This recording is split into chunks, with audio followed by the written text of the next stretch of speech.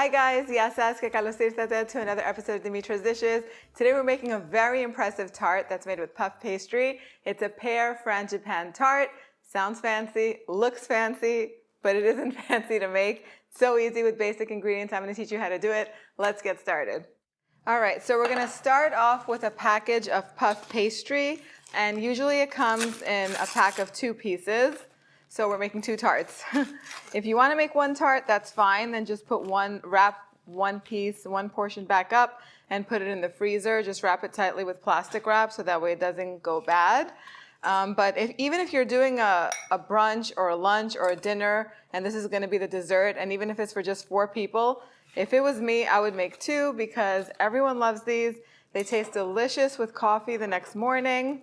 So if you want to take my word for it, make 2 and you'll be happy you did. You just really literally open the puff pastry up, and then with a fork, you're going to pierce it all around. And what this does is it helps release some of those air bubbles when it bakes, so it's not going to puff up in the middle and mess up your filling.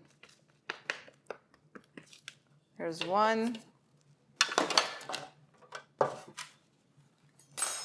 We'll do the same thing with the other one. I made this the other day for a dinner party along with some Nutella donuts, and this was more popular than the Nutella donuts, would you believe? Something about frangipane in any dessert just elevates it, takes it to the next level, and then you combine it with puff pastry and fruit. It just tastes so delicious. Frangipane is basically just a sweet almond paste.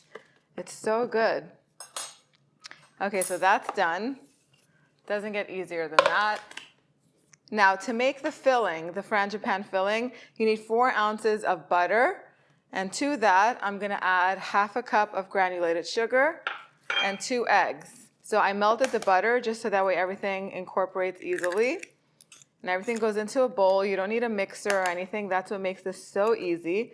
And if you're doing this for a dinner party, you can make the frangipane filling a few days ahead of time, like 1 or 2 days ahead of time, and then just put the tart together in the morning. Bake it as you're serving dinner because the house is going to smell amazing, or bake it as your guests are arriving. Give everything a mix. Now, once everything is incorporated, we're going to add 1 teaspoon of pure vanilla extract and 2 teaspoons of pure almond extract. Make sure you get the pure extract. The almond extract has an aftertaste to it if it's not pure, and I don't recommend it.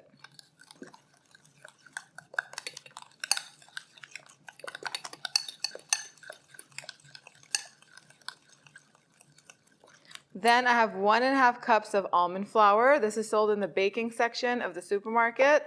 It's pretty trendy now with everyone being on gluten-free diets. You'll find it either in the specialty flour section, somewhere there, or maybe in the organic section. This is not organic, but it's just really easy to find these days.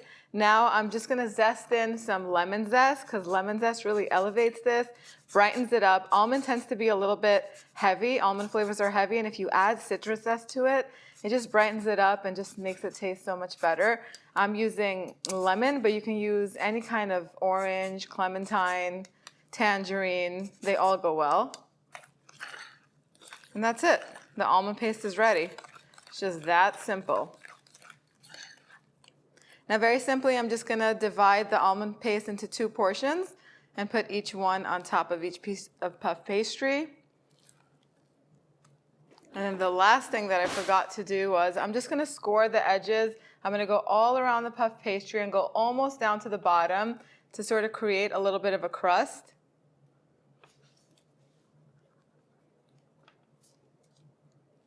Now, if you want to get fancy, you can totally put this puff pastry in a tart pan with a removable bottom. That'll make it look extra pretty. But I really like the way this looks. It comes out looking rustic, beautiful, very easy to serve. There we go. Now I'm just going to spread this evenly all the way inside of that border.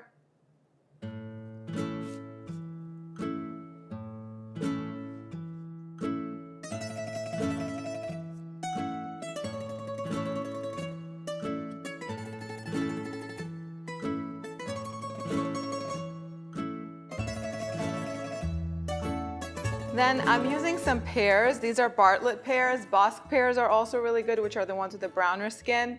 If you're making this in the summertime, you can use any of your favorite stone fruits like apricots, peaches. Cherries are also really good in this. It's a really popular tart in this house that I make around the fall. It just has all of the flavors of the fall. The pears and the apples go so well with the almonds. It just tastes so good. So that's why I stick to this time of the year, but any of those fruits will go good. Just go ahead and cut them in half and scoop out the seeds. You can use a little measuring scoop to do it or a spoon. And then just slice them really thin. If you're doing it the long way, you're gonna have smaller pieces of, not as wide pieces of pear. You could do it the long way too if you prefer. And I like to keep the whole thing together. It just makes a really pretty pattern when you put it on the tart. Let me first slice it, keep everything together. Do the same thing with the second one.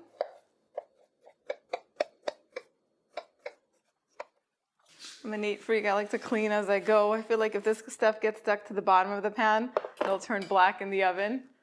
Clean as you go. That's a nice rule to follow. Okay, then I'm going to use my knife and lift the pears up and then just put them on one corner. Just kind of fan them like that. You could also spread the slices individually on top if that's the aesthetic that you're going for. This looks really pretty and it's very easy too. And do the same thing with the other side.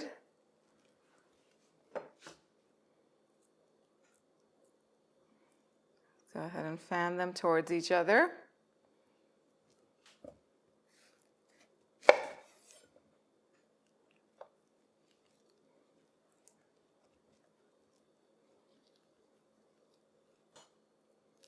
Should get that little stem out, the little hard piece. And again, I'm going to finish slicing this one.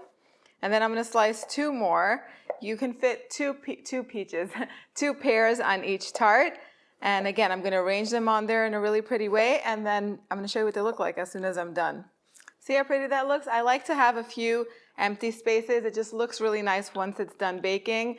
Then over here, I have some apricot jam. These are actually apricot preserves because that's all I found.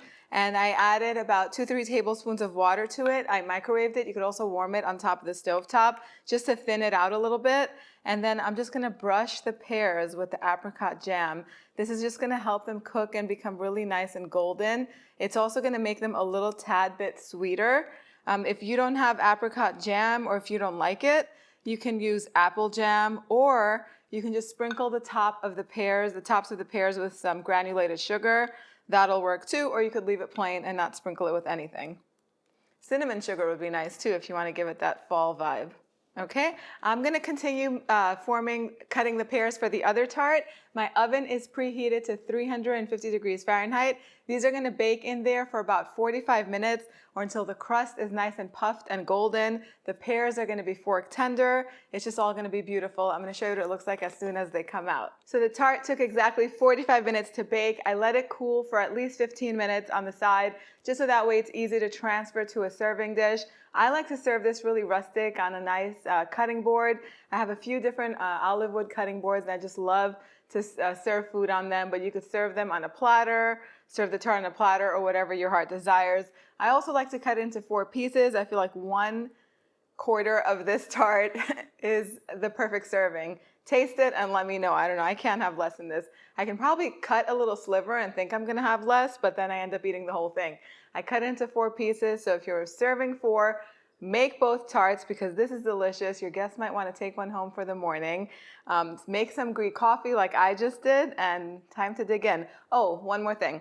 As soon as it came out of the oven, I brushed it with some more of the apricot jam. That's what I was going to say. I brushed it with the apricot jam. It adds a nice shine to it. I brushed it all around, even on the crust and everything, on the almond paste that is settled and cooked, and on the fruit, and it's just going to be perfect. If you want to skip that step, you can dust it with powdered sugar. It's up to you, your kitchen, your rules. Time to take a bite.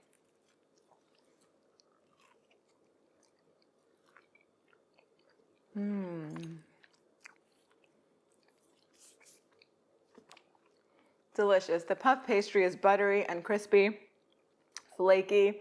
That almond paste is almost like, I would describe it if you've never had it. It's like an almond fudge. So yummy, so delicious. The pears are nice and soft. Time to wash it down with a little bit of coffee.